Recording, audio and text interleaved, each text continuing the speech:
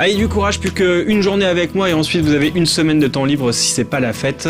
Nous sommes mercredi, je vous souhaite la bienvenue dans ce nouveau 101% et tout de suite je vous fais le sommaire. Et dans le sommaire, il y aura une critique flash qui sera donc Mario vs Donkey Kong, Pagaille Miniland, Katsuka et Tokyo Café. C'est un beau jour ce mercredi et tout de suite les news.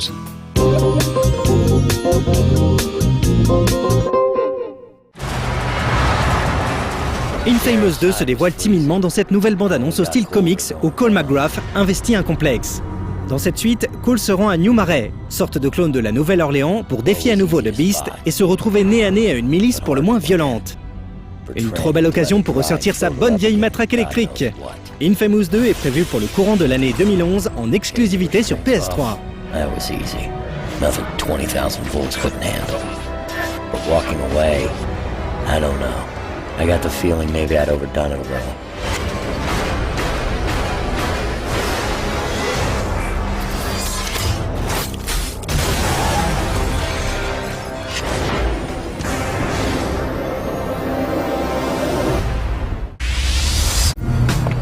En 1993, Ridge Racer avait bluffé son monde. À l'époque, rappelez-vous, la belle Leiko faisait du stop. Aujourd'hui, il semblerait qu'elle soit passée à l'offensive dans ce trailer littéralement rentre dedans. Namco vient en effet de dévoiler un nouvel épisode pour console HD, Ridge Racer Unbounded. Prévu pour l'année prochaine, cet épisode inédit sera développé hors du Japon par le studio finlandais Bugbear Entertainment, spécialiste du jeu de course orienté action avec les Flatout.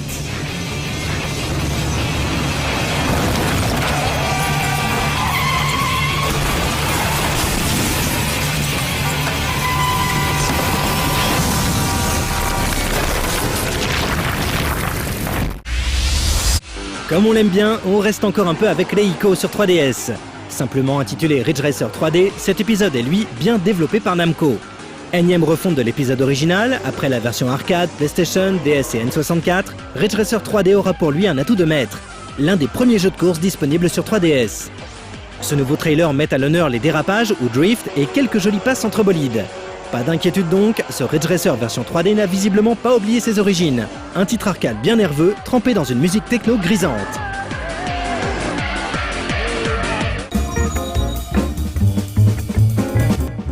Aujourd'hui, je ne vous présente uniquement que les rubriques promis, je vous ennuie pas. Promis, promis, promis. Et du coup, on va regarder la critique de Mario vs Donkey Kong. Mais attention, elle est flash.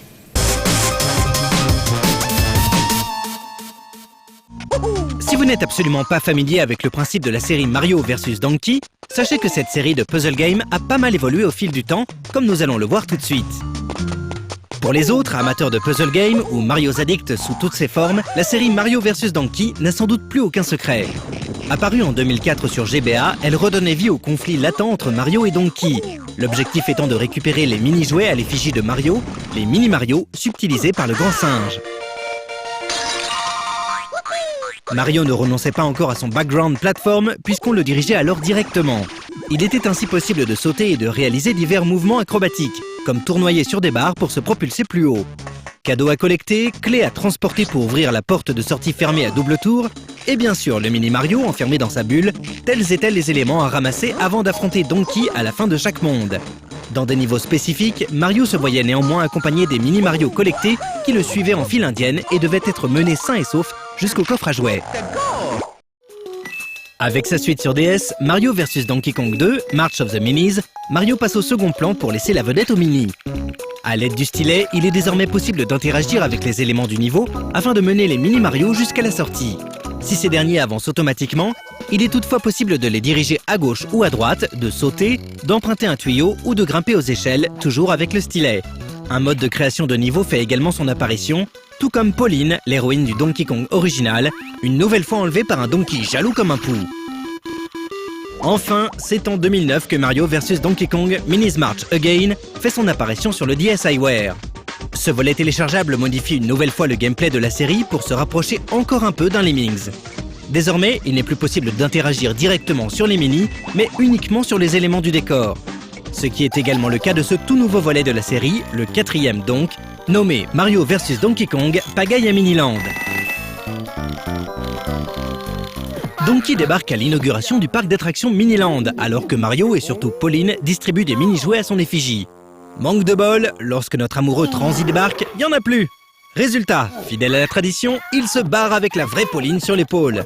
Le jeu est toujours scindé en différentes attractions au monde, 8 en tout, possédant chacun leur thématique et leurs éléments spécifiques. Chaque monde inclut 8 zones plus un boss et un mini-jeu à débloquer après avoir récolté les 9 cartes Mini Mario.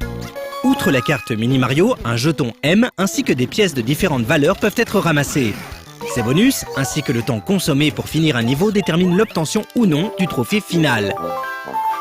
Lorsque l'on prend le jeu en main, première surprise, il n'est plus question d'afficher des blocs, mais bien de tirer à l'aide du stylet, des poutrelles et d'autres éléments du décor. Ce faisant, le temps et le mouvement des minis seront figés, ce qui permet de réfléchir un peu, même après la phase habituelle d'observation-interaction précédant l'activation des jouets. Mais le jeu n'en est pas pour autant facilité. Tout est en effet question de timing et d'anticipation, car la perte d'un mini entraîne automatiquement la fin de la partie, sauf pour les niveaux des boss.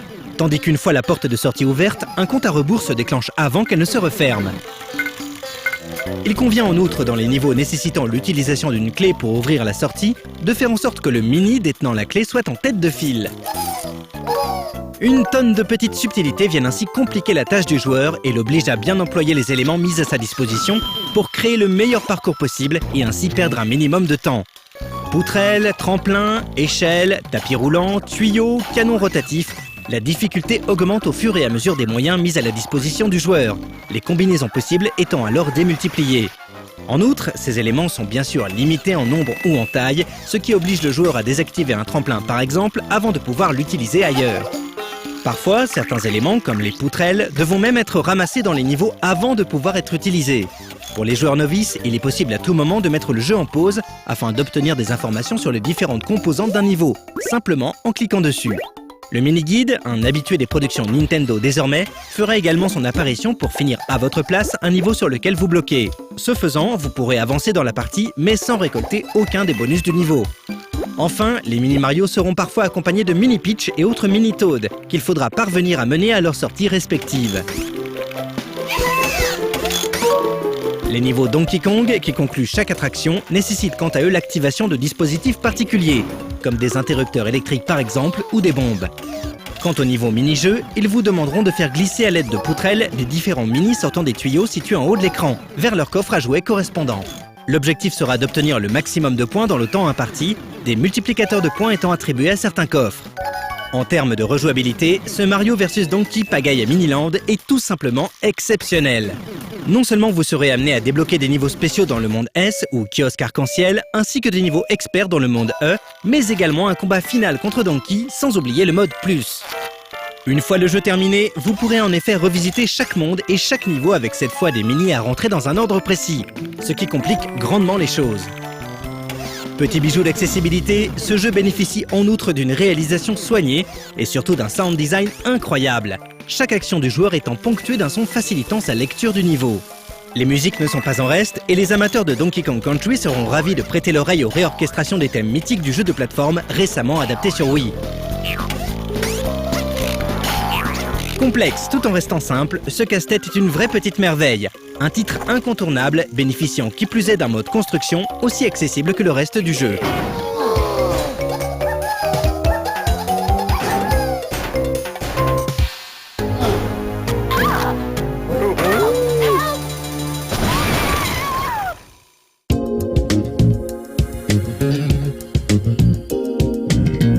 Bon, comme d'habitude, hein, Katsuka, rien à dire, rien à ajouter, régalez-vous les yeux.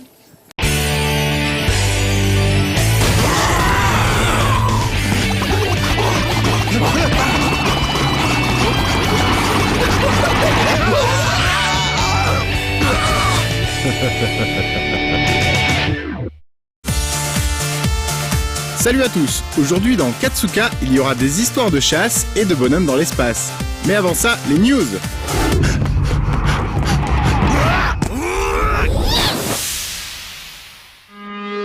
Mizue Mirai est un animateur japonais indépendant qui œuvre dans un style plutôt abstrait. Il a récemment ouvert un compte sur Vimeo pour notamment partager une série nommée Timbre, composée de 26 épisodes comme les 26 lettres de l'alphabet. Des petites expérimentations visuelles intéressantes à découvrir en ligne quotidiennement.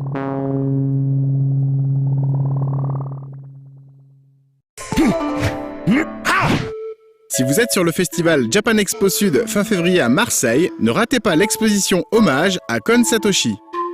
Un événement sur lequel j'ai travaillé et où nous avons demandé à une trentaine d'artistes français d'exprimer par leurs dessins tout l'attachement qu'ils avaient pour le défunt réalisateur.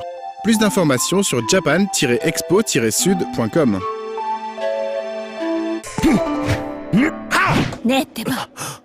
Le fameux studio 4 degrés C a récemment produit les cinématiques du jeu vidéo Catherine sur PlayStation 3. Si je ne suis pas particulièrement fan de la direction artistique principale de ce projet, il y a dans l'univers de ce jeu une émission de télévision nommée Golden Theater dont on voit le générique pendant la partie. Une séquence avec une toute autre esthétique que je vous propose de regarder tout de suite.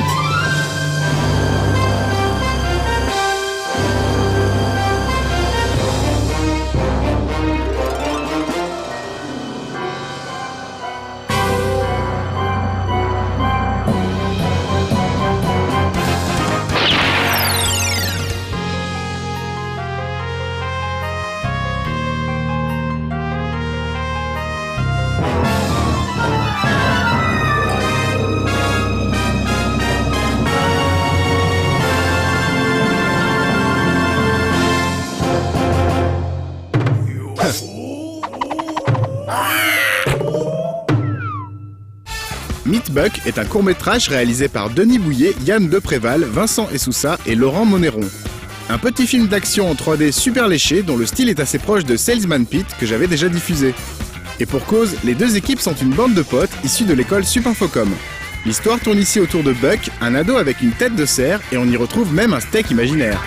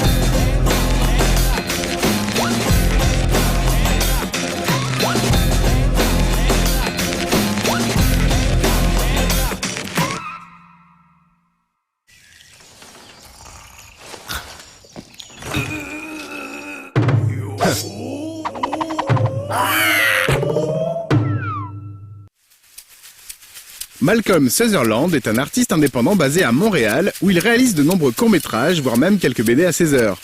Un de ses derniers films se nomme Umbra, où il joue avec le vide et le continuum espace-temps. C'est typiquement le genre de film que j'aime regarder pour son mélange de simplicité et d'étrangeté.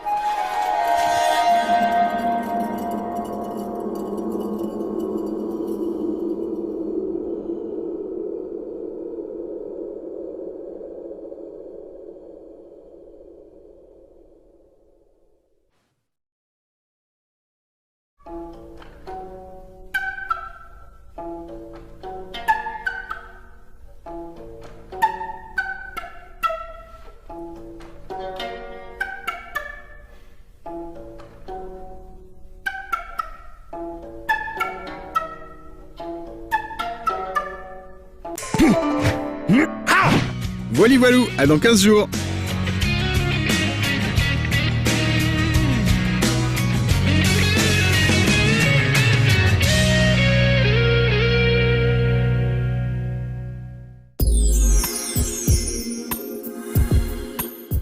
Qu'est-ce que vous voulez que je vous dise en même temps maintenant là Tokyo Café, je sais pas de quoi il va parler. On sait de quoi il parle le Tokyo Café, Alex? On sait même pas de quoi il va parler, mais il va être forcément bien. Ça fait un peu... Non, ça fait consensuel. Un peu... Ouais, c'est vrai. J'espère qu'il ne nous décevra pas. C'est le truc au plus. Bon, allez. On l'a refait?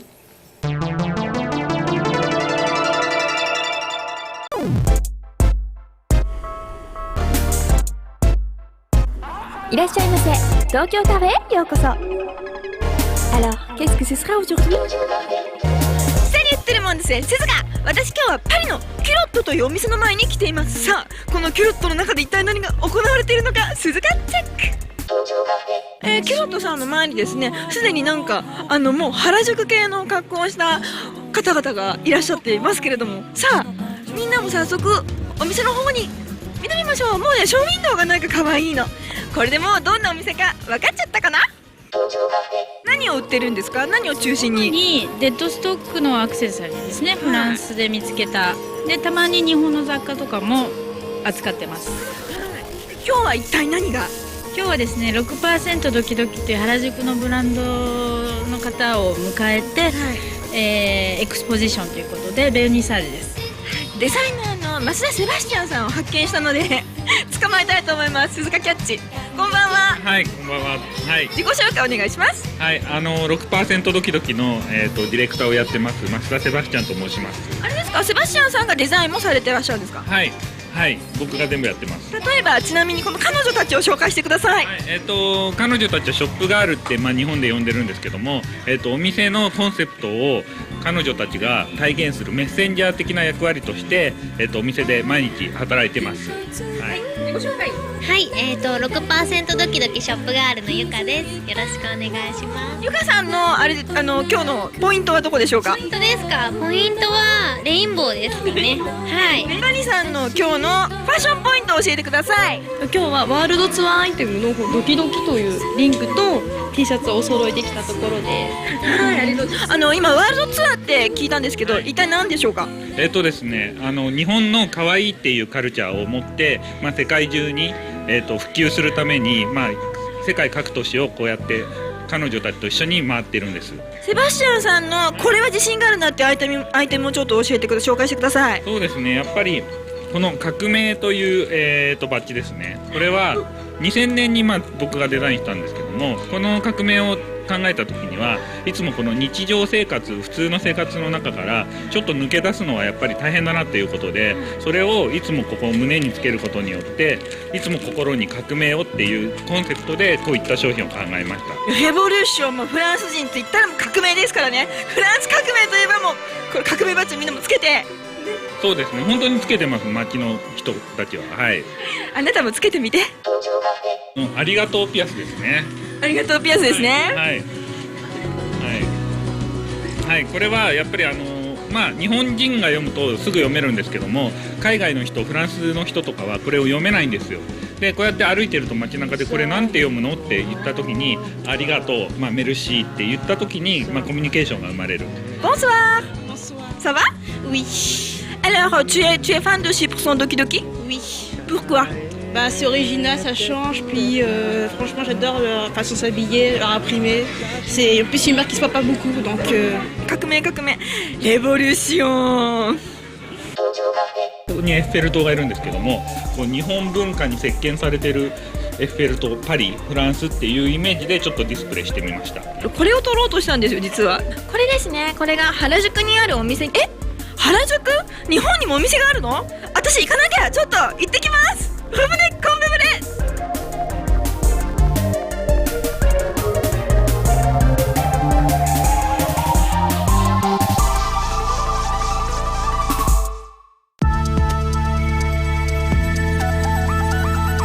Là, il croit qu'on va refaire le lancement pour Tokyo Café parce que Alex fait du mauvais esprit, mais en fait non, je vais le bluffer, je vais vous dire au revoir comme ça on en a fini et je vous laisse profiter de la semaine de repos sans moi. À bientôt.